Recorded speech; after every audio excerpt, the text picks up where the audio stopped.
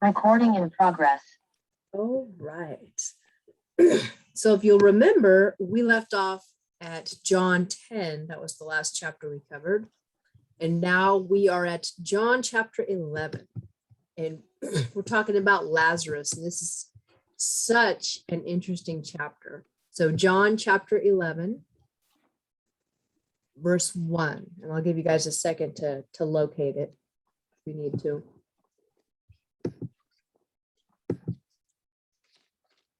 Thank you. Thank you. You got, oh, you need it? Yeah. Just tell me when you're ready. Ready. Ready. Lou, you got it? Yeah. Amanda?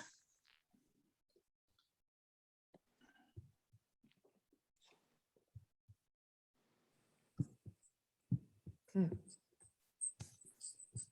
John chapter 11, verse 1. Now a certain man was sick, Lazarus of Bethany, the town of Mary and her sister Martha. It was that Mary who anointed the Lord with fragrant oil and wiped his feet with her hair, whose brother Lazarus was sick. Therefore the sisters sent to him, saying, Lord, behold, he whom you love is sick. And we all know who Mary and Martha were. Remember, Martha was the one who was working and all busy, and Mary was worshiping at Jesus' feet. And Martha got irritated. And Jesus put her in her place. So Mary was always about the business of worshiping Jesus. So remember, she spent a whole year's of wages worth of ointment to anoint his feet. Because of everybody, Mary was probably one of the only people who understood that she was preparing him for his crucifixion. She actually knew that she was preparing him for his death. When she did that, she was honoring him. So she was always very worshipful of him. And Jesus loved all three of them. They were all very good friends of his.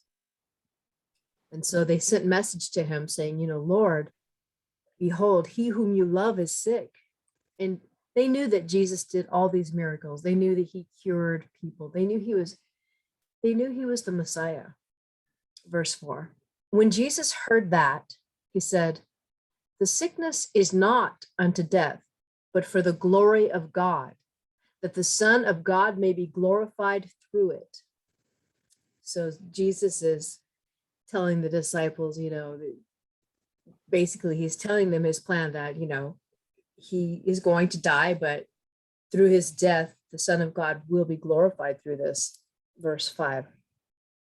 Now, Jesus loved Martha and her sister and Lazarus.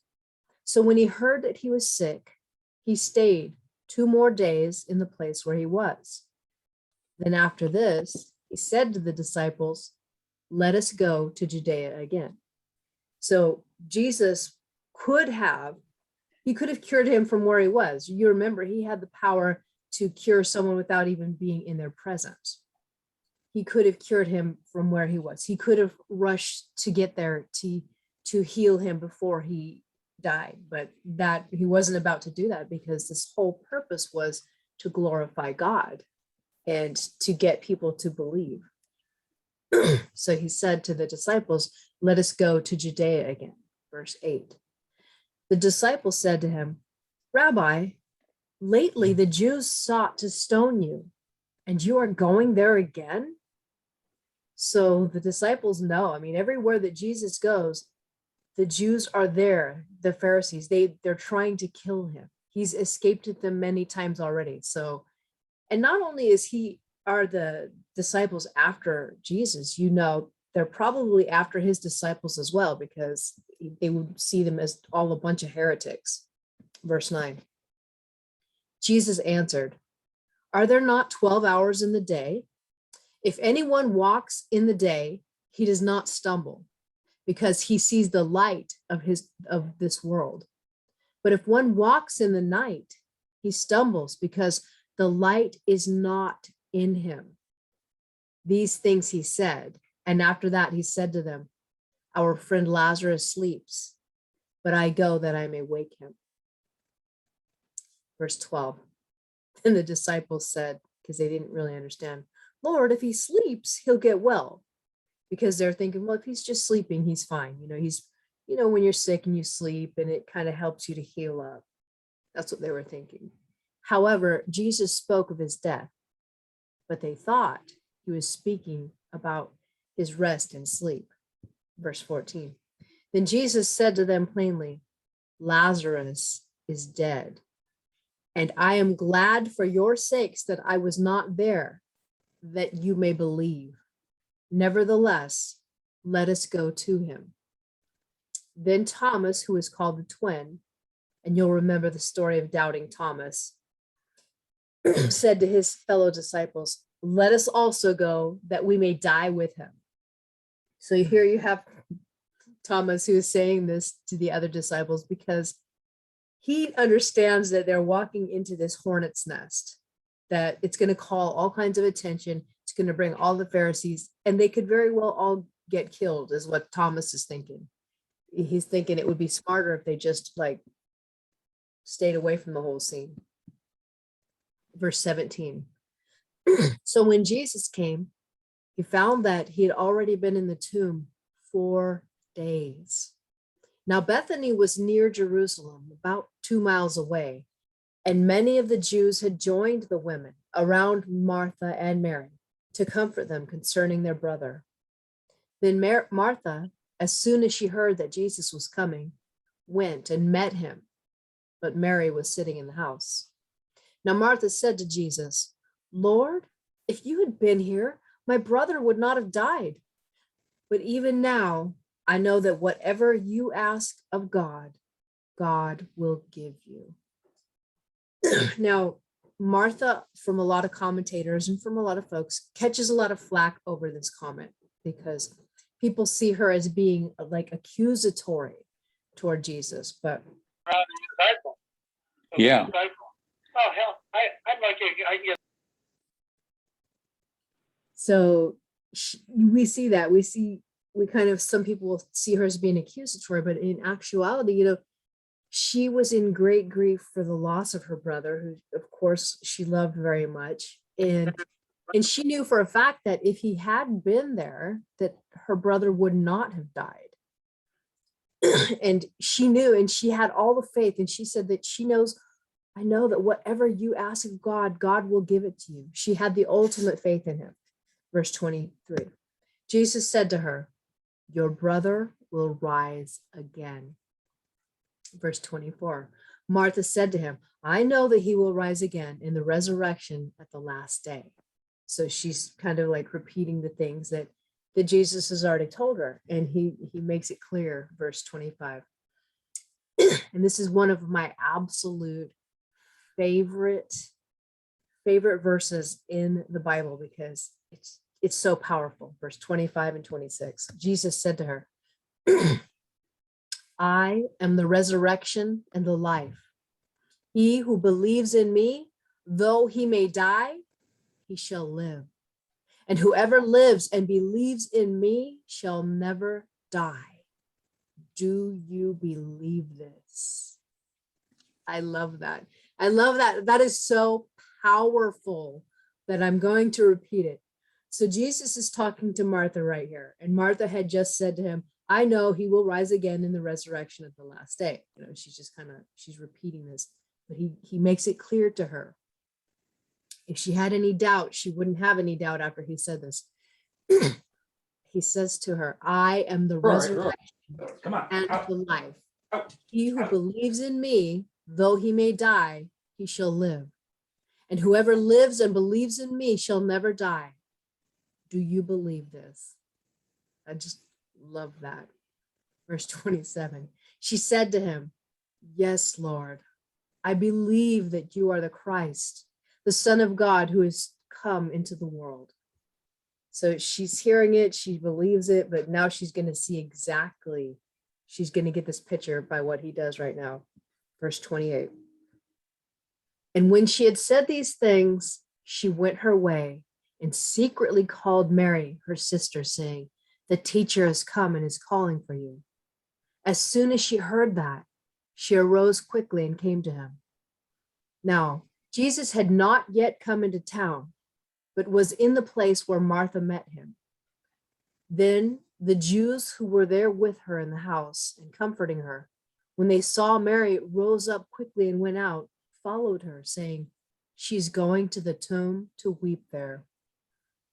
Then, when Mary came where Jesus was and saw him, she fell down at his feet, saying to him, "Lord, if you had been here, my brother would not have died." So again, you see Mary falling at Jesus' feet. That was where she would be. Would she be worshiping him? Would she be anointing his feet with oil? Verse 33. Therefore, when Jesus saw her weeping, and the Jews who came with her weeping, he groaned in the spirit and was troubled. And he said, "Where have you laid him?" And you just get this picture of Jesus feeling the grief so deeply. And I picture that when any of us experiences a great deal of grief, and when Jesus sees us weeping, I feel like he groans in the spirit for us. And I believe it troubles him to see his children so laid out with grief. And you can just feel his love and his mercy right here. And he said, "Where have you laid him?" They said to him, "Lord, come and see." And of course, verse 35 is the shortest verse in the Bible. And it says, Jesus wept. And you picture Jesus weeping, and you picture this emotion. You know how much he loved them, and you know how he was touched by seeing Mary cry so deeply. Verse 36, then the Jews said, "See how he loved him." But really, it was more than just Lazarus. He was loving all of them. His love, his mercy was just so extensive, and it still is, obviously. Verse 37, and some of them said, "Could not this man who opened the eyes of the blind also have kept this man from dying?" So they were all aware that Jesus was the miracle maker. Like he helped people see again. He took leprosy off people. He stopped issues of blood. He did so many things to heal people, and they knew that him doing all that had he been there, they knew that he could have kept Lazarus from dying. But they didn't quite understand the full nature of his power. 38. Then Jesus, again groaning in himself, just so affected, came to the tomb. It was a cave, and a stone lay against it. Jesus said, "Take away the stone." Martha, the sister of him who was dead, said to him, "Lord, by this time there is a stench, for he has been dead 4 days." So here's Martha. You know, she's a hard worker. She's always feeding everybody. She's always concerned about things, and she knows, and she doesn't want him to be hit by the stench of a corpse. So she's trying to be like, just don't even go in there, because it's going to be really smelly, because she's worried about Jesus or all of them having to smell the death, the scent of death. Verse 40. Jesus said to her, "Did I not say to you that if you would believe, you would see the glory of God?" And I'm going to repeat that, because this goes for everyone here. Did I not say to you that if you would believe, you would see the glory of God? And we have to ask ourselves, how deeply do we believe? Do we believe this? Do we know that our Father is a miracle worker? I know he is. I have seen it. I have seen him heal people that I didn't think would ever be healed. I've seen him lift grief from people. I've seen him make miracles happen. And I love our Father for that. Verse 41. Then they took away the stone from the place where the dead man was lying. And Jesus lifted up his eyes and said, "Father, I thank you that you have heard me. And I know that you always hear me. But because of the people who are standing by, I have said this, that they may believe that you sent me. Wow. So here we have Jesus praying to the Father, but he's praying to them so that everybody can know exactly where this miracle is coming from the Father. And it's a beautiful picture of his prayer. And I think that he's also kind of giving us some encouragement on how to pray. Father, I thank you that you have heard me, and I know that you always hear me. And I think that it wouldn't hurt for all of us to pray like that also, because he does. He does always hear us. Verse 43. Now, when he'd said these things, he cried out with a loud voice, Lazarus, come forth.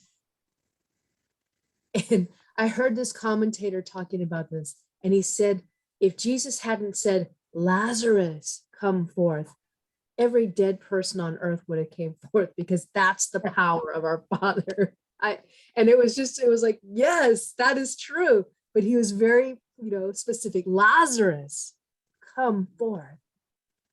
And he who died came out, bound hand and foot with grave clothes, and his face was wrapped with a cloth. Jesus said to them, loose him and let him go. Wow, right? Is that not a beautiful picture of a miracle of Jesus raising his friend Lazarus from the dead in front of all these witnesses? And there would have been a lot of witnesses, because this was a very well-loved person. So all these people were there mourning with him. Verse 45. Then many of the Jews who had come to Mary and had seen the things Jesus did believed in him. And that's why he did it. That's why he waited for Lazarus to die. That is why he knew this would be a very big and a very powerful miracle that would be soul saving for a lot of these Jews. Verse 46. But some of them went away to the Pharisees and told them the things that Jesus did. Then the chief priests and the Pharisees gathered a council and said, what shall we do? For this man works many signs.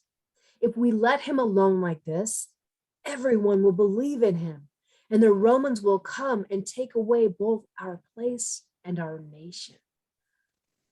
So even though they know for a fact that Jesus has raised a person from the dead through the power of our Father, even though they knew this, they were still plotting against him.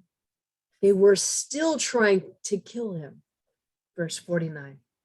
And one of them, Caiaphas, being high priest that year, said to them, you know nothing at all, nor do you consider that it is expedient for us that one man should die for the people, and not that the whole nation should perish. Now, this he did not say on his own authority, but being high priest that year, he prophesied that Jesus would die for the nation, and not for that nation only, but also that he would gather together in one the children of God who were scattered abroad. Wow, right? That's powerful stuff. So he's telling them, he's not saying it, he did on his own authority, but being the high priest, he prophesied about Jesus dying for not just the Jews, but for everyone, for all the people. Verse 53.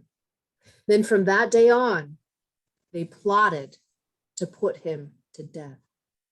Therefore, Jesus no longer walked openly among the Jews, but went from there into the country near the wilderness to a city called Ephraim, and there remained with his disciples. Verse 55. And the Passover of the Jews was near, and many went from the country up to Jerusalem before the Passover to purify themselves. Then they sought Jesus and spoke amongst themselves as they stood in the temple. What do you think? That he will not come to the feast? Now both the chief priests and the Pharisees had given a command that if anyone knew where he was, he should report it, that they might seize him. So Jesus, being a rabbi, is commanded to go to Jerusalem for the Passover. They knew him being a man of the cloth, him being who he was, that he would be at the Passover, and they knew that they would all, have spies around looking for him, even though it would be putting him in great danger to do that. They knew that he would disregard that and honor our Father by going to Passover, because that was who Jesus was. And that's the closer to this most powerful chapter 11 of John. Okay, what say you, everybody? What Wow. stands out? Go ahead, Lou. I'm just kind of stunned, that's all. I know I've read it many times, but it seems more real this time somehow. Isn't that funny how that works? You just keep reading it, keep getting different stuff, don't you? Right, right. Each time something special pops out. Same This here. it seemed like it was all special. Yeah. When you really read it and you look at every part of it, there's just so much to, it's so rich. Yeah, right. Yeah. Thank you. How about you, Bill? Do you have anything? And no, I got interrupted. My friend has become blind called, and I answered the phone, so I missed a little bit. But Oh, the story is so fascinating. It's wonderful. It's just heartwarming to read it. It's wonderful. It is. Thank you, Avery. It's really good. It's my pleasure. Amanda? I was just like thinking of when it talked about like and Jesus wept and like how much he loved his friend. Like he knew he was going to bring him back and he still felt the pain of it. That right there just kind of sticks out to me. But I also think about just you see how much love he has in him. And like he loves all of us that way too. Like I feel like he hurts when we hurt. Like he truly understands us. That's just what I was thinking. Love that. I feel like that too. I really do. I feel like he doesn't like to see any of us suffer. And it grieves him when we suffer. Yeah. He groans in the spirit, I think, for us when he sees us suffering. Yeah. Wow. That was such a powerful chapter. I'm really enjoying John.